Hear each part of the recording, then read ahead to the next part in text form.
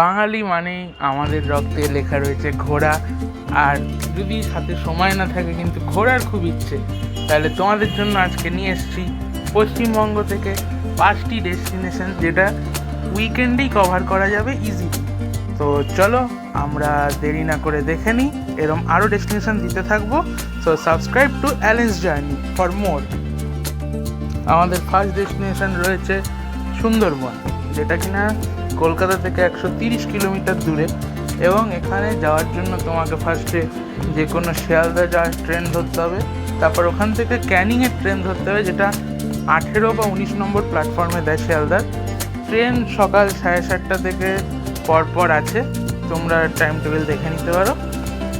এবার ক্যানিং নেবে, ওখান থেকে তোমরা যে কোনো টোটো বা অটো করে ঘাটে নিয়ে যাবে তোমাদের। হ্যাঁ, ওই ঘাট থেকে তোমাদের আগে থেকে বুক করা লঞ্চগুলো ছাড়বে।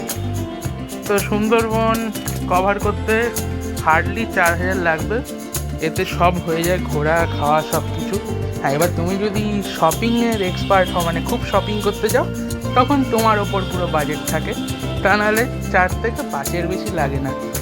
এখানে দেখার মতো তোমার 2 nights 3 days হয়, তারপর 3 nights 4 days হয়, তারপর 2 nights 3 days, এরকমভাবে প্যাকেজগুলো থাকে। তোমার ওই সারাদিন বোটে ঘোরাবে, খাওয়া দাওয়া সব থাকবে। বিকেল হলে তোমাকে ওই ওদের ট্রাইবাল ডান্স দেখাবে। তো এইভাবে সুন্দরবন ঘুরতে হয়। তোমরা এখানে বিভিন্ন টাইপের পশু, বাঘ দেখা তো খুবই রেয়ার, তাও যদি কপাল ভালো থাকে দেখতে পাবে।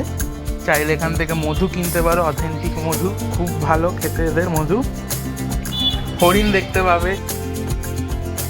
বর্ষাকাল বাদে এনি টাইম সুন্দরবন যাওয়ার জন্য পারফেক্ট।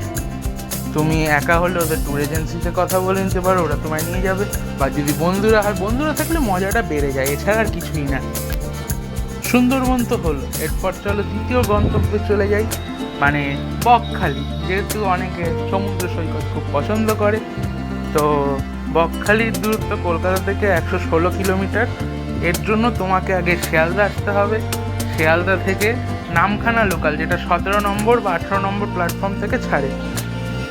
সকালবেলা আসলে সকালের ট্রেনগুলো ধরলে কি ভিড়টা একটু কম থাকে, তোমাদের সুবিধা হবে। একটা 7টা 18 আছে, একটা 9টা 16 আছে। এই দুটো সব থেকে পারফেক্ট ট্রেন যাওয়ার জন্য।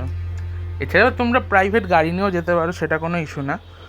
বকখালিতে তুমি চাইলে 1 রাতও কাটাতে পারো, 2 রাতও কাটাতে পারো, ডিপেন্ড করে তোমাদের কতদিন থাকার ইচ্ছে সেটার ওপর। বকখালির অ্যাভারেজ বাজেট টোটাল যদি বলি, সব মিলিয়ে পড়বে 2 থেকে 3,000, এর বেশি লাগার কথা না।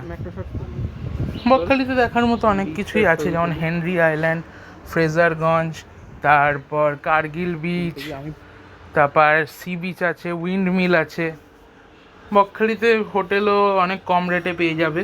আর যদি দলে 4 জন থাকো তাহলে তো আরও কমে বাজেট হবে। শুক্রবার ট্রেনে উঠলে শুক্রবারই ওখানে গেলে, শনিবার থাকলে রোববার ব্যাক করলে, আর নিজেদের মতো প্ল্যান করে নিতেই পারো। এখানে তোমরা রাত্রেবেলা শপিংও করতে পারো, ঝিনুকের অনেক কিছু পেয়ে যাবে, কম দামে পেয়ে যাবে। তোমরা চাইলে চেনা দিতে পারো, চেনগুলো খুব সুন্দর। এবার বকখালি সুন্দরবন হলো। এবার অনেকে বলবে, দাদা পাহাড় কেন দেখাচ্ছ না? চলো তাই পাহাড় দেখাই। পাহাড়ের জন্য তোমরা যেতে পারো ঘাটশিলা, যেটা কলকাতা থেকে 211 কিলোমিটার এবং যেতে লাগে 3 থেকে 4 ঘন্টা মতো লাগে। এবার ঘাটশিলা ওই উইকেন্ডই করতে হবে। ঘাটশিলার জন্য তোমার শিয়ালদা না, হাওড়া স্টেশন যেতে হবে। হাওড়া থেকে সকাল 6টা 20-তে বারবিল জনশতাব্দী আছে, এবং তার 10 বা 15 মিনিট পরেই টাটানগরের ট্রেন আছে। ওটা ধরলেই তোমরা 10টা থেকে 11টার মধ্যে ঘাটশিলা পৌঁছে যাবে। তারপর ওখান থেকে একটা অটো রিজার্ভ করে নিলে সাইট সিইংয়ের জন্য ভাড়া পড়বে 600 থেকে 700। বার্গেনিং করতে হবে তোমায়, নাহলে তোমাকে মুরগি বানিয়ে দেবে। বার্গেনিং করে এবার পুরো দিনটা ঘুরলে, যে যেরকম ঘোরো। আমরা যেমন ঘুরেছিলাম, আমরা বেসিক্যালি মন্দিরগুলো কভার করিনি, আমরা ন্যাচারাল স্পটগুলো কভার করেছিলাম। তো সেগুলো দেখতে দেখতে পুরো দিন কেটেই যাবে। কেটে ওদিনই তোমরা ব্যাক করতে পারো, এটা থাকার কোনো সিন নেই। যদি থাকতে ইচ্ছা করে থাকতেও পারো, বাট আমরা থাকিনি, আমাদের যেহেতু সময় কম ছিল। এটা বাজেট তোমার ধরে নাও না, কত বলবো, 2000 থেকে 2500 বা 600 এর বেশি লাগবে না, কারণ এখানে থাকার যেহেতু কোনো সিন নেই। এর কমও হয়ে যেতে পারে, ডিপেন্ড করছে তোমরা কতটা বার্গেনিং করতে পারো। এখানে ঘোরার মতো আছে তোমার, বিভিন্ন লেক রয়েছে, তারপর পাহাড় রয়েছে, নদী রয়েছে, সুবর্ণরেখা নদী, যেটা খুব সুন্দর, তোমরা দেখতেই পারো গিয়ে। ও ও আমি বলতে ভুলে গেছিলাম, ঘাটশিলায় আমার স্পেশাল রেকমেন্ডেশন, ওখানে যে নদীটা এখন দেখছো ওপরে, ওই নদীর ওখানে হোটেলে তোমরা আগে মানে দেখার আগে বলে যেতে হবে কি খাবে। তো ওখানে সব থেকে বেস্ট বলবো, মানে খেয়ে তোমাদেরও ভালো লাগবে, ওদের দেশি চিকেনের ঝোল আর ভাত, এটা বেস্ট, ওখানে বেস্ট, খেয়ে অন্য ফিলিং আসবে।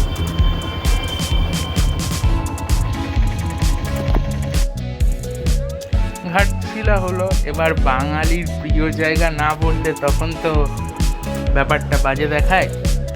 চলো আমাদের চতুর্থ ডেস্টিনেশন দীঘা। তোমরা দীঘা যাওয়ার হাওড়া থেকেও ট্রেন পেয়ে যাবে, হাওড়ায় আসতে হবে ওর জন্য।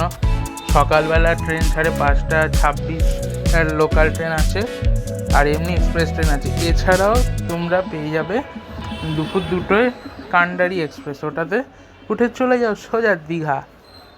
দীঘা গিয়ে, হ্যাঁ দীঘার বাজেটটা যদি 4 জন হও খুব সুবিধা হয়, একজনের ক্ষেত্রে বাজেটটা অনেক বেড়ে যাবে।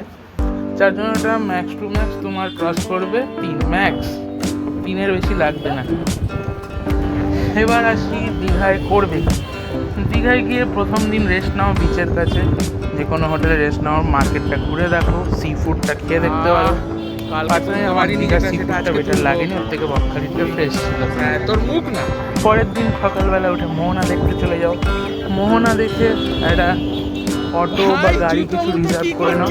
এবার আমরা যা দেখলাম ব্যাপারটা হচ্ছে গিয়ে, ওটা হচ্ছে গিয়ে ওখানে অটোর থেকে গাড়ির ভাড়া কম লাগছে, অটোয় যাবো যাতে গাড়ি ভাড়া কম, তো অবভিয়াসলি আমরা গাড়ি ভাড়া করে নিয়েছিলাম, 4 জন ছিলাম। গাড়ি ভাড়া করে পুরো দিন সাইট সিন করে বিকালের মধ্যে, বিকালে কি করে না ওই 4টের দিকে ওরম সময় তোমায় নামিয়ে দেবে। ওখানে কিছু লাঞ্চ টাঞ্চ করে তারপর 5টা 5:30 ট্রেন আছে, ওটা ধরে ব্যাক করলে হয়ে গেল 1 নাইট 2 ডেজ ট্যুর। তোমারও কোনো কলেজ বা অফিসের ঝামেলা হলো না, বাজেটও হয়ে গেল, আবার এসে সেগুলো অ্যাটেন্ড করতে পারলে, তাই না? সেটা তুমি দেখিয়ে দাও, আঙ্গুলটা ওখানে দেখাও, আঙ্গুলটা দেখাও ওখানে, আমি ধরে আছি। আচ্ছা রাইট, তো আজ আপনারা দেখছেন জলটা এখানে রয়েছে, লাল জল এত দূর আসছে, লগে দেখতে ঠিক এত দূর আসছে, তাই তো? হ্যাঁ, কালকে আমরা কিচ্ছু তুলতে পারিনি বলতে গেলে, তুলনামূলক আজকে তো তোলা যাচ্ছে। বোল্ডারগুলো দেখছেন নাকি? দীঘা হলো, সুন্দরবন হলো, ঘাটশিলা হলো, বকখালি হলো। এবার আরেকটা সুন্দর জায়গা বলি, যেখানে তোমরা পাহাড় পাবে, ড্যাম পাবে, ঝর্ণা পাবে, ট্রেক করার মজা পাবে। তো জায়গাটা হচ্ছে পুরুলিয়া, লাল মাটির গ্রাম বা লাল মাটির দেশ। পুরুলিয়া যাওয়ার জন্য তোমার হাওড়া আসতে হবে, শিয়ালদার ট্রেন নেই কোনো। হাওড়া এসে সব থেকে বেস্ট হচ্ছে রাত 12:10 ছাড়ে চটকপুর স্পেশাল, ওটা পরের দিন ভোর 6টায় পুরুলিয়া স্টেশন ঢুকিয়ে দেয়। সকালে ঢুকলে তোমাদের যদি হোটেলে আগে থেকেই গাড়ি বুক করা থাকে, তো গাড়ি পিক আপ করে তোমাদের আগে হোটেল নিয়ে যাবে, ওখান থেকে ফ্রেশ হয়ে বেরিয়ে পড়ো সাইট সিইংয়ে। প্রথম দিন দেখাবে সুইসাইড পয়েন্ট, মুরগুমা ড্যাম, আর হচ্ছে ছলছলি ফলস। বর্ষাকালে পুরুলিয়ার আবহাওয়া পুরো আলাদা হয়ে যায়, খুব সুন্দর লাগে। তোমরা পুরুলিয়া অলরাউন্ড যেতে পারো যে কোনো সময়, কোনো ব্যাপার না। হয়ে গেল ফার্স্ট দিনে সাইট সিইং করে এসে হোটেলে ফ্রেশ হলে বিকালটা একটু এদিক ওদিক ঘুরলে, হেঁটে ওখানে বিভিন্ন বাজার টাজারে ঘুরে বেড়ালে। তারপরের দিন সকাল বেরিয়ে পড়ো ব্রেকফাস্ট করে, মার্বেল লেক, তারপর বিভিন্ন ফলস, ড্যাম, এগুলো সব কভার করতে তোমাদের বিকেল 5টা হয়ে যাবে। তো পুরো দিন সুন্দর লাগে, মানে যা স্পট আছে পুরো দিনে আরামসে হয়ে যাবে। হ্যাঁ, তবে কয়েকটা জায়গা একটু ঢালু আছে, যার জন্য ওই জায়গাগুলো যাদের হাঁটুতে ব্যথা তাদের জন্য ভালো না, আদারওয়াইজ সেটাই বেশ সুন্দর আবহাওয়া পুরুলিয়া থেকে পড়লে। আর যদি মার্চ বা এপ্রিলে যাও তাহলে তো পলাশ ফুলই পলাশ ফুল। তো এই করে পরের দিন চলে আসো। আর তোমরা যদি তাড়াহুড়ো করে না ঘুরতে যাও তাহলে শুক্রবার গেলে, শনিবার হাফ করলে, রোববার হাফ করে, সোমবার কিছুটা করে ব্যাক করলে হয়ে গেল পুরুলিয়া তোমাদের। আর যে যেরকমটা প্রিফার করে ওইভাবে কভার করে। পুরুলিয়ার আলাদাই আমেজ ওখানে। আর কেনাকাটির ব্যাপারটা হচ্ছে ওখানে পাবে স্পেশাল জিনিস পাবে কেনাকাটি। মাস্ক ভিলেজ বা ছৌ মাস্কের ভিলেজ, ওখানে এক একটা মাস্ক আলাদাই দেখতে। দাম একটু পড়লো, মানে ওখানে একটা মাস্ক মিউজিয়ামও আছে, দেখে খুব ভালো লাগবে। তো এই ছিল আমাদের 5 ডেস্টিনেশনস বা উইকেন্ড 5 ডেস্টিনেশনস ফ্রম কলকাতা।